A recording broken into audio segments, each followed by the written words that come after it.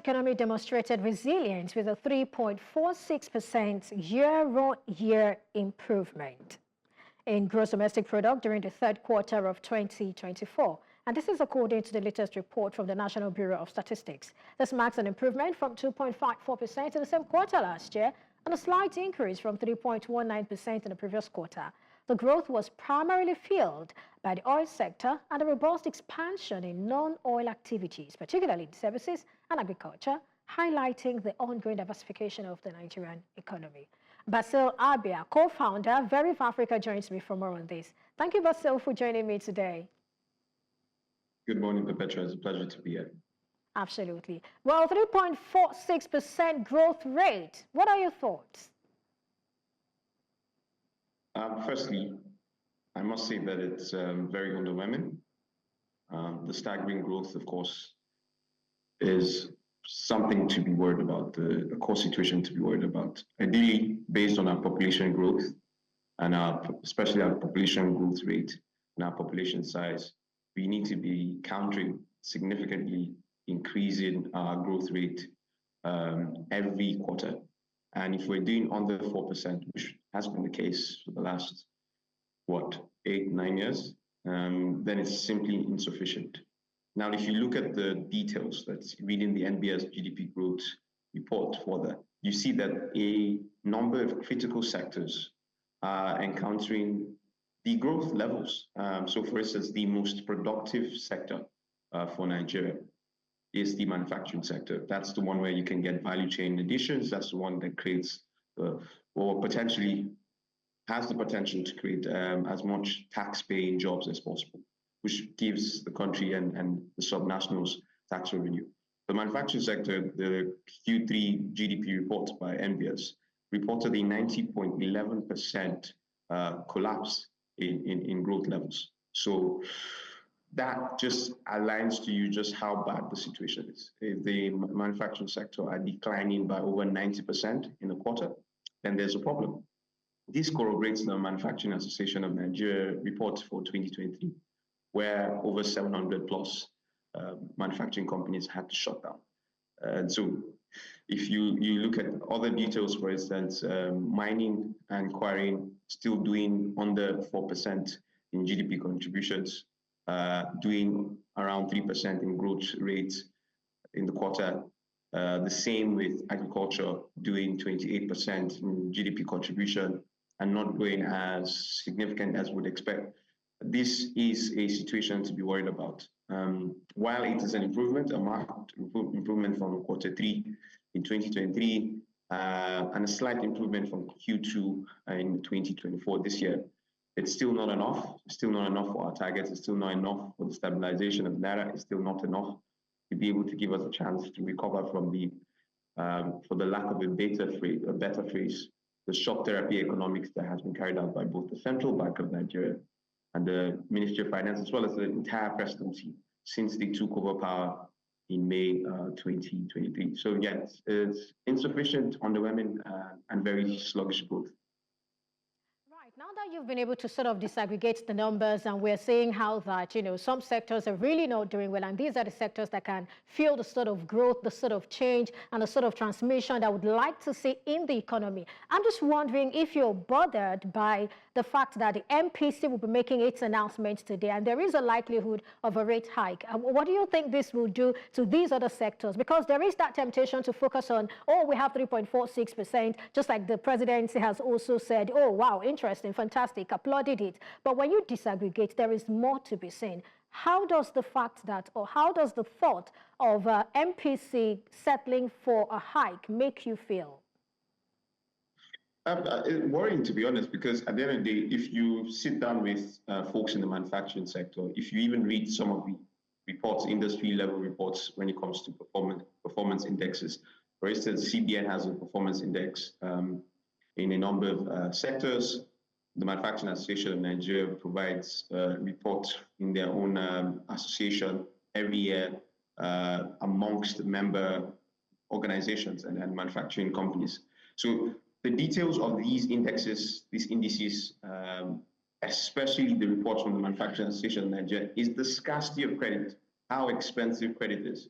And so another MPC hike, and I'm predicting the MPC hike of about 25 basis points to 50 basis points. So what I mean by that is another 0.25% or 0.50% will be added to the MPR. And as you know, of course, the monetary policy rate is at 27.5%. So if it's a 0.5% added to it, that is roughly 28% new MPR, according to the decision that will be carried out by. So that's what I'm projecting as a CBN rate. And that just makes credit to be further expensive. And herein lies the issue, because you are having a situation where the manufacturing industry is bedeviled by a significant number of companies who are downsizing or shutting down. They're downsizing or shutting down, citing issues with regards to energy price volatility and just the lack of credit to hang on there. They're not even asking for long-term credit. I'll do a forensic analysis, for instance, of the asset base of the banking industry. That's about 100 trillion naira in size, in terms of asset size, and 36% of it are in loans. And 61 of that 36% loan base, 61% of it are in short-term loans. So already the banking industry can barely give the manufacturing sector or the real sector economy as the credit that it needs to just float, not to even grow, just to float. You know, we have a significantly low loan-to-deposit ratio that is approved by the CBN. It's now 50% compared to our peers in Kenya, who are doing 70%, and our peers in South Africa, who are doing 90%. So if you look at all of these dynamics, further increasing or hiking the MPR just ensures that there's a doubling down in the dearth of access to credit. And if there's a dearth of access to credit, then we're not going to see the stimulus that we expected in the economy, in the real sector.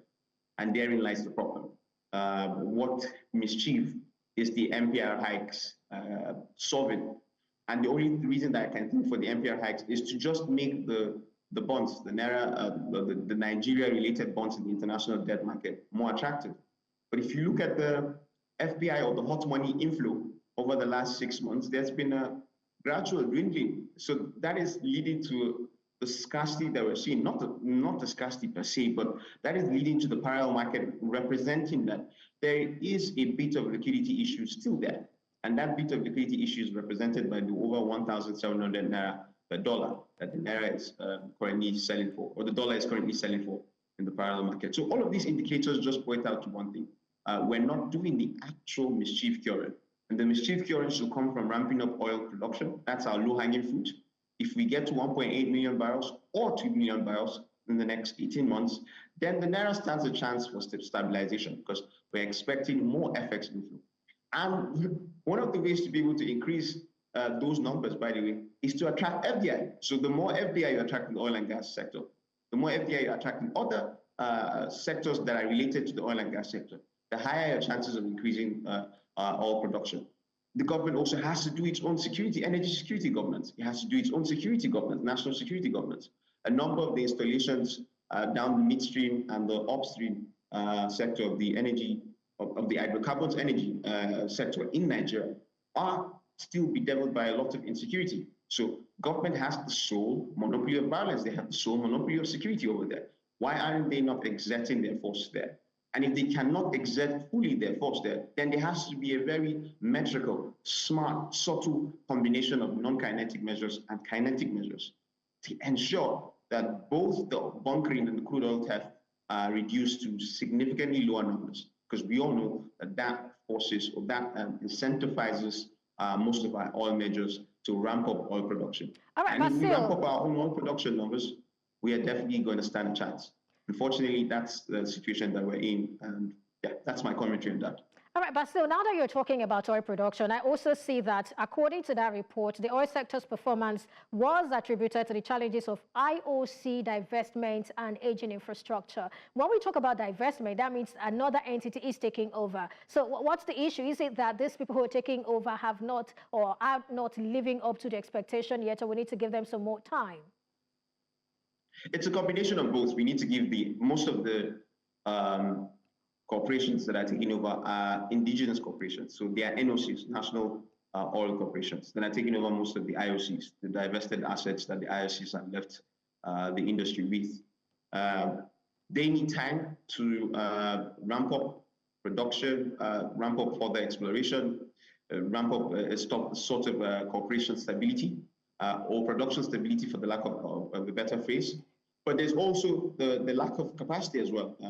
A significant number of our NOCs. All right, Basil, I'm afraid I have to let you go. I mean, just in less than 30 seconds, let me get to know your projections for Q4 and 2025. In less than 30 seconds, just give us the numbers and we're good to go.